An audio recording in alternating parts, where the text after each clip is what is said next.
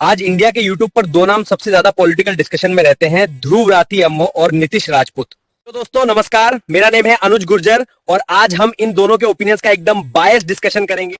यह असली सवाल यह है कि इन दोनों में कौन सही है या फिर क्या सच और क्या झूठ छिपा है इन दोनों के बीच। सबसे पहले बात करते हैं ध्रुव राठी की।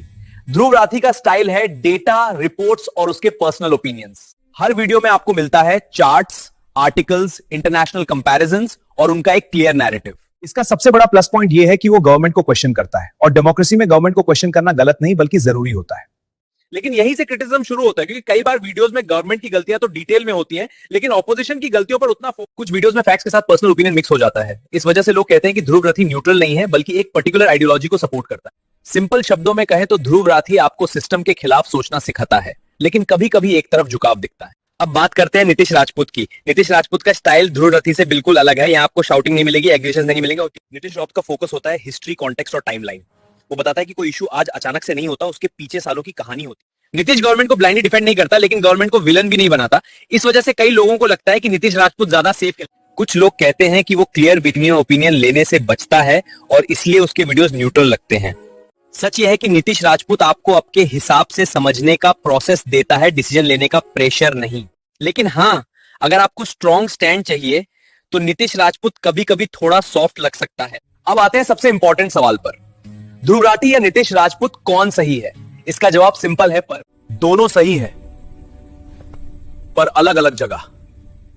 अगर आप चाहते हो कि गवर्नमेंट को क्वेश्चन किया जाए, पावर को चैलेंज किया जाए और अनकंफर्टेबल सवाल पूछे जाए, तो इस कंडीशन में ध्रुव राठी अपनी जगह एकदम सही है।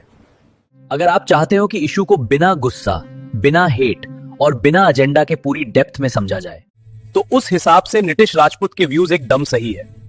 प्रॉब्लम तब होती है जब हम एक को भगवान और दूसरे को गद्दर बना देते हैं। सच यह है कि ध्रुव राठी कभी बायस्ड हो सकता है और नीतीश राजपूत कभी ओवर न्यूट्रल। इसलिए समझदार व्यूअर सिर्फ एक क्रिएटर फॉलो नहीं करता बल्कि मल्टीपल पर्सपेक्टिव्स देखता है। ध्रुव राठी आपको सवाल पूछना सिखाता है और नीतीश राजपूत आपको सवाल का बैकग्राउंड समझाता है।